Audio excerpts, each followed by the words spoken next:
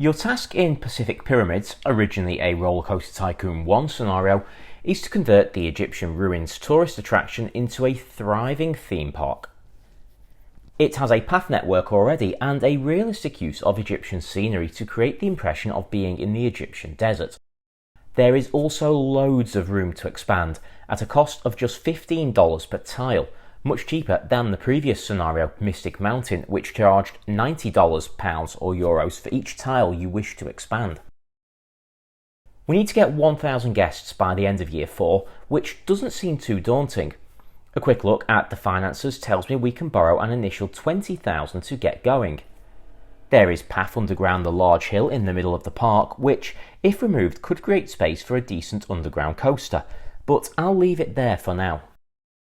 With a closed park and a $20,000 loan amount to spend, I want to get a few rides in as quickly as possible, which is always my strategy with empty parks. Spend the loan on rides which are quick to build, and then get creative once we have guests in the park and profit coming in. From what's available, I can fill space at the very front of the park with a haunted house, very Egyptian, I know, a twist, and a merry-go-round. I'll open the park with just those rides while I construct a quick junior coaster around the small hill and pyramid to the right of the entrance. It's a simple design, but fairly long as junior coasters go. Let's test it out.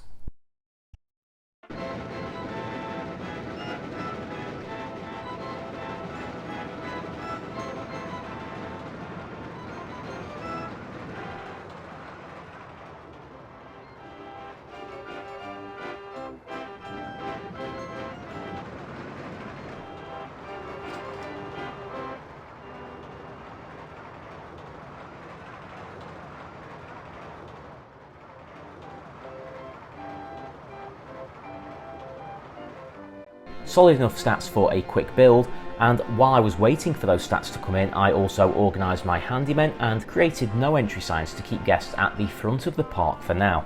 Having them wander off will make them tired and they won't be spending money if they are far away from my rides.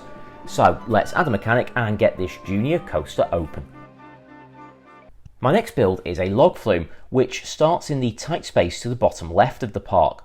It uses the hill to create an underground section before emerging at the top and going down the other side of the hill.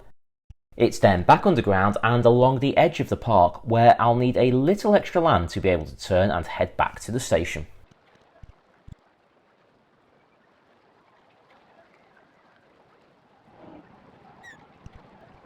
A fairly simple log flume build, and I'll enclose the bottom section beyond the hill in a little more scenery.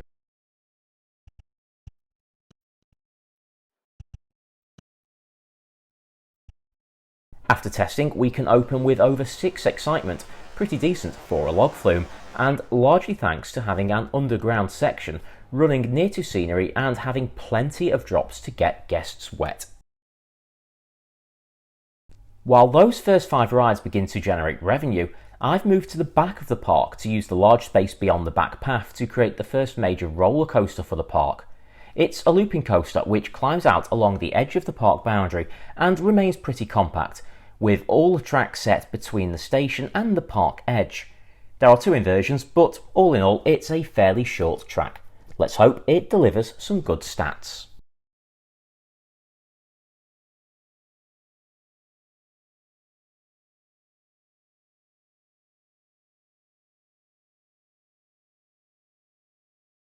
It's quite intense, and that leaves it less exciting than the log flume, but I think we can get this open and see how the guests respond. With that looping coaster complete, we can add a couple more gentle rides. A spiral slide sits nicely at the front of the park, and after adding a couple of food outlets, a Ferris wheel can offer views from on top of the hill. Given the success of the log flume, which was proving very popular with guests at this park, I decided to add another water ride, a dinghy slide to snake down the hill with an exit at the bottom. But I messed up the screen record, so all I have to show is this finished product, which has 5.05 on excitement, 5.64 for intensity, and 3.53 on nausea. To the base of the hill is a go-kart track with excitement rating of 4.64 for a 1-lap circuit. And for a quick and space-saving addition, I can add Force 9 from the reverse freefall coaster build menu across the top of the dinghy slide. Then came another bodged screen recording. I really wasn't having any luck with this one, but during that time I had built this bobsleigh coaster, as well as an observation tower, motion simulator and 3D cinema to bulk out the back of the park. So space is now looking rather tight, but there is room with a little landscape adjustment to add in some dodgems, and then it's time to take advantage of that cheaply available land. I don't want or need to spend frivolously here, but I'll take a chunk of land next to the log flume and look to build a compact spinning wild mouse coaster here. I can add more land as I build should I need to, but I can't sell it back once it's been purchased. What I want with the spinning coaster is something which descends gradually back to ground level after that initial lift hill.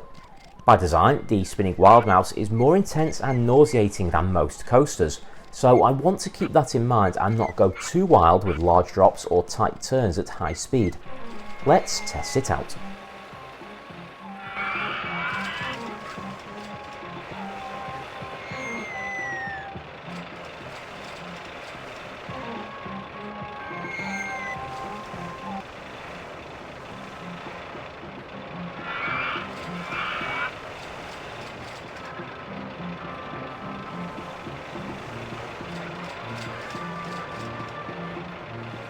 Okay, so very high intensity, but also a really strong excitement rating.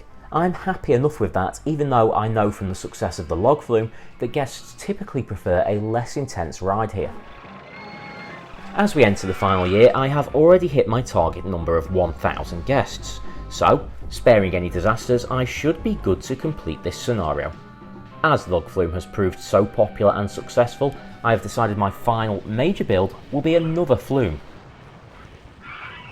I'll create a small station inside the current park boundaries and then build out into the available land, purchasing only what I need to for the tracks and some additional scenery. My thought process is a flume which takes a tour of Egyptian relics.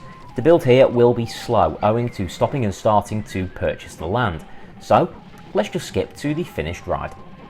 And here it is with underground view on. Finally, not wanting to bother buying any more land when the goal was already hit, at that point I put the game into fast forward until October.